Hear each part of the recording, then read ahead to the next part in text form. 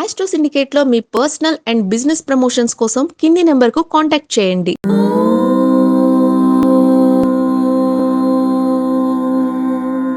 ఓం శ్రీ గురుభ్యో నమః. హరి ఓం. భాస్కరాయ విద్మహే మహద్యుతికరాయ ధీమహి తన్నో ఆదిత్యః ప్రచోదయాత్. అందరికీ నమస్కారం. భాస్కరుని తలుచుకుంటేనే రోగ నాశనం కలుగుతుంది.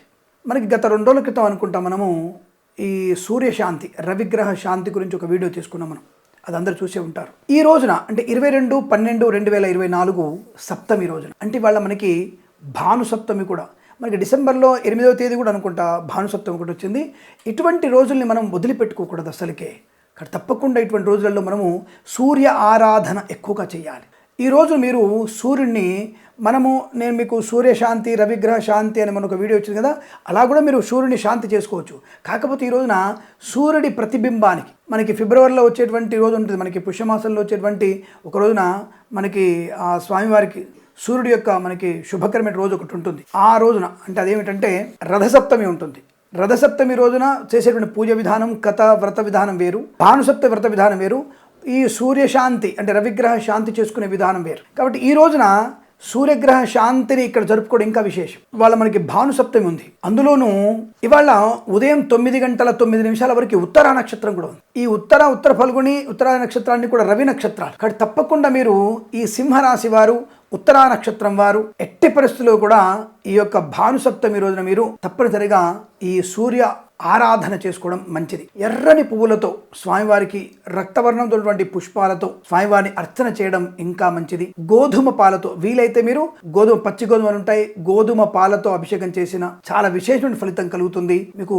ఈ యొక్క స్వామివారి ప్రీతి కొరకు ఈ గోధుమ రవ్వతో చేసినటువంటి పదార్థం అంటే తీపి పదార్థాలు, గోధుమ రవ్వతో చేసినటువంటి తీపి పదార్థాన్ని ఈ భానుసప్తమి రోజున మనం గనుక స్వామివారి నివేదన చేసి 10 మందికి పంచగలిగితే, లేదా గోధుమ పాయసం, పచ్చి గోధుమలు దొరుకుతాయి మనకు, పచ్చి గోధుమల పాయసం చేసిన, గోధుమతో ఉన్నటువంటి పిండితో చేసినటువంటి చపాతీ లాంటివి, రొట్టె లాంటివి చేసి 10 మందికి మనం ప్రసాదంగా పంచిన అద్భుతమైనటువంటి ప్రయోజనం ఉంటుంది. ఈ యొక్క రవి పూజ వల్ల ఏం జరుగుతుంది మనకి అంటే ఆత్మస్థైర్యం పెరుగుతుంది, రోగనాశనం కలుగుతుంది. ప్రభుత్వం కానీ లేదా ప్రైవేట్ సంస్థల్లో ఉద్యోగం కోసం వెళ్తున్న వారికి మంచి ఉద్యోగ లాభాన్ని పొందుకునే అవకాశం ఉంటుంది. కాబట్టి తప్పకుండా మీరు ఈరోజున సూర్యుడిని ఎక్కువగా పూజించే ప్రయత్నం చేయండి. సూర్య దేవాలయ సందర్శన ఇంకా మంచిది. సూర్యదేవాలయం ఎందుకు? ప్రత్యక్షంగా సూర్యుడు కనిపిస్తాడుగా, ఆయనకి నమస్కారం చేసుకుని కాస్త నీళ్లు సూర్యదేవ ప్రీతి కొరకు వదిలిపెట్టిన అర్ఘ్యం ఇవ్వండి. అలాగే ఆ రోజున మీరు ఎర్రని వస్త్రంలో గోధుమల్ని మూటగా కట్టి బ్రాహ్మణుడికి దానంగా ఇవ్వండి. గోశాలకు వెళ్ళి గోవుకి కాస్త సేవ చేయండి. ఒక 2 గంటల కార్యక్రమం. జీవితంలో మొత్తం ఏమైనా కోల్పోతున్నామా?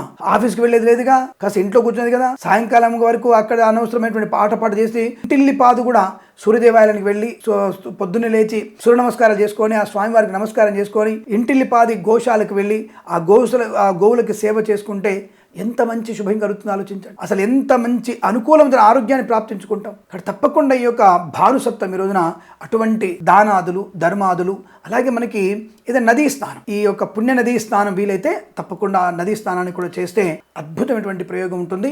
కాబట్టి ఇటువంటి భానుసప్తమి 22/12/2024 రోజున ఉదయం 9:09 వరకు ఉత్తరా నక్షత్రం, తదుపరి హస్తా నక్షత్రం ఉంటుంది. అంటే కన్యా రాశి వారు కూడా తప్పకుండా ఈ యొక్క భానుసప్తమి రోజున ఎట్టి పరిస్థితుల్లో మీరు తప్పనిసరిగా స్వామివారిని ఆరాధన చేయడం మర్చిపోకండి. ఆరోగ్యాన్ని పొందుకోవచ్చు, ఐశ్వర్యాన్ని పొందుకోవచ్చు, ధైర్యాన్ని పొందుకోవచ్చు, రోగనాశనాన్ని పొందుకోవచ్చు, నేత్ర సంబంధ సమస్యల నుంచి బయటపడవచ్చు, అలాగే ఏదన్నా నాయకత్వాన్ని పొందుకోవచ్చు, ప్రభుత్వ ప్రైవేట్ ఉద్యోగాన్ని పొందుకోవచ్చు. కాబట్టి ఇలా అనేక రకాల శుభయోగాలు ఉంటాయి. ఆ సూర్యుడిని తప్పకుండా సూర్యాష్టోత్తరాన్ని చదువుకోవడం వల్ల కూడా మీకు విశేషమైన ఫలితం కలుగుతుంది. కాబట్టి తప్పక దేవాలయ సంచన, సూర్య దేవాలయం దగ్గర లేదండి, సూర్యుడికి దండం పెట్టుకున్నామండి, నవగ్రహాల దగ్గరికి వెళ్ళి సూర్యుడికి దండం పెట్టుకోవచ్చా? హాయిగా వెళ్ళవచ్చు. నవగ్రహాల్లో మధ్యలో ఉంటాడు సూర్య భగవానుడు, ఆయన నమస్కారం చేసుకోవచ్చును.